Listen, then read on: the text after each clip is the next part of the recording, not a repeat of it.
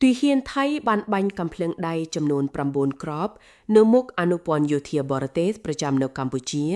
ដែលមកពីប្រទេសធំៗដូចជាសហរដ្ឋអាមេរិកចិនរុស្ស៊ីជប៉ុនអូស្ត្រាលី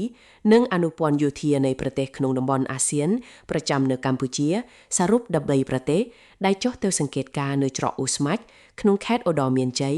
នាព្រឹកថ្ងៃទី29ខែមេសាឆ្នាំ2026នេះបើទោះបីជាភាគីកងទ័ពកម្ពុជា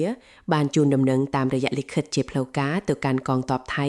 អំពីដំណើរទស្សនកិច្ចរបស់អនុព័ន្ធយោធាបរទេសប្រចាំនៅកម្ពុជាទៅកាន់តំបន់អូស្មាត់នេះក៏ដោយអ្នកនាំពាក្យក្រសួងការពារជាតិកម្ពុជាលោកស្រីម៉ាលីស៊ូជេតាបានរំលឹកថា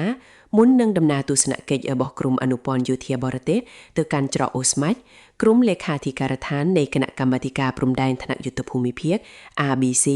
នៃយុទ្ធភូមិភាគទី4របស់កម្ពុជាបានចេញលិខិតជូនដំណឹងជាផ្លូវការទៅកាន់ក្រុមលេខាធិការដ្ឋាននៃគណៈកម្មាធិការព្រំដែនថ្នាក់យុទ្ធភូមិភាគនៃកងទ័ពភូមិភាគទី2ថៃរួចរាល់ហើយអ្នកនាំពាក្យក្រសួងការពារជាតិសង្កត់ធ្ងន់ថា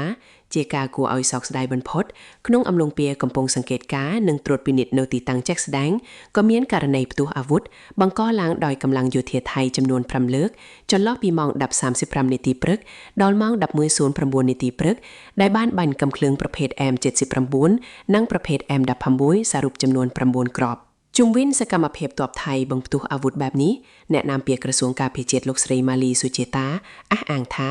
កងកម្លាំងរបស់កម្ពុជាបាននឹងកំពុងបន្តតាមដានយ៉ាងយកចិត្តទុកដាក់និងប្រុងប្រយ័ត្នខ្ពស់ព្រោះហេតុការណ៍នេះគឺផ្ទុយទៅនឹងស្មារតីនៃបទឈប់បាញ់និងកិច្ចព្រមព្រៀងទាំងឡាយដែលភាគីទាំងពីរបានឯកភាពគ្នាដើម្បីកាត់បន្ថយភាពតានតឹងនិងលើកកម្ពស់សន្តិភាពសន្តិសុខនិងភាពស្ងប់ស្ងាត់នៅតាមបណ្ដោយព្រំដែនអ្នកនាំពាក្យក្រសួងការពារជាតិបន្ថែមដោយសង្កត់ធ្ងន់ថា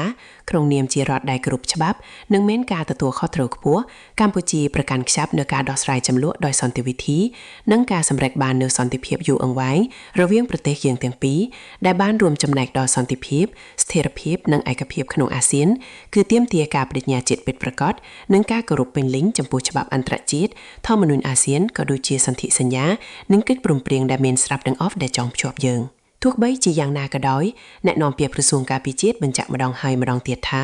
ក្រសួងការពារជាតិកម្ពុជានៅតែបដិញ្ញាចិត្តយ៉ាងម៉ឺងម៉ាត់ក្នុងការគោរពនិងអនុវត្តយ៉ាងពេញលេញខ្ជាប់ខ្ជួននឹងសេចក្តីប្រកាសរួមនៃកិច្ចប្រជុំពិសេសលើកទី3នៃគណៈកម្មាធិការព្រំដែនទូតកម្ពុជាថៃ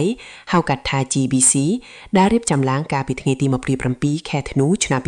2025ក៏ដូចជាសេចក្តីថ្លែងការណ៍រួមស្តីពីកិច្ចព្រមព្រៀងសន្តិភាពរវាងកម្ពុជាថៃដែលចុះហត្ថលេខាកាលពីថ្ងៃទី26ខែតុលាឆ្នាំ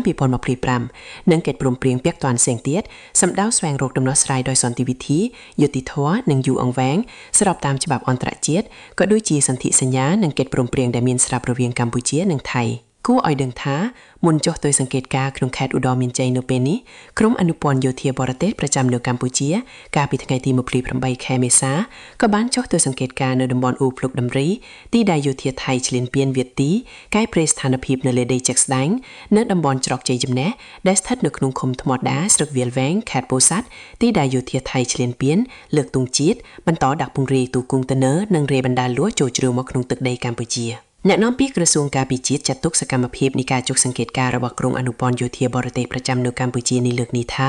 បានផ្ញើឲ្យឃើញយ៉ាងច្បាស់ពីការយកចិត្តទុកដាក់ខ្ពស់ចំពោះសន្តិសុខនិងសន្តិភាពមិនត្រឹមតែរវាងប្រទេសកម្ពុជានិងថៃប៉ុណ្ណោះទេប៉ុន្តែសម្រាប់តំបន់និងពិភពលោកទាំងមូលផងដែរគួររំលឹកថាហេតុការណ៍យោធាថៃបង្ផ្ទុះអាវុធនៅមុខបុគ្គលិកយោធាបរទេសប្រចាំនៅកម្ពុជាដែលចុះទៅសង្កេតការណ៍តាមរយៈការសម្រាប់សម្រួលរបស់ក្រសួងការពារជាតិកម្ពុជាធ្លាប់កើតមានម្ដងរួចមកហើយពលគឺកាត់ឡើងកាលពីថ្ងៃទី19ខែវិច្ឆិកាឆ្នាំ2025នៅតំបន់ច្រកចាំយ៉ាមក្នុងឃុំថ្មដាស្រុកវាលវែងខេត្តពោធិ៍សាត់គ្រាដែលក្រុមអ្នកសង្កេតការណ៍អាស៊ានហៅកាត់ថា AOT ចុះទៅសង្កេតការណ៍និងតាមដានការអនុវត្តបទឈប់បាញ់នៅតំបន់នោះ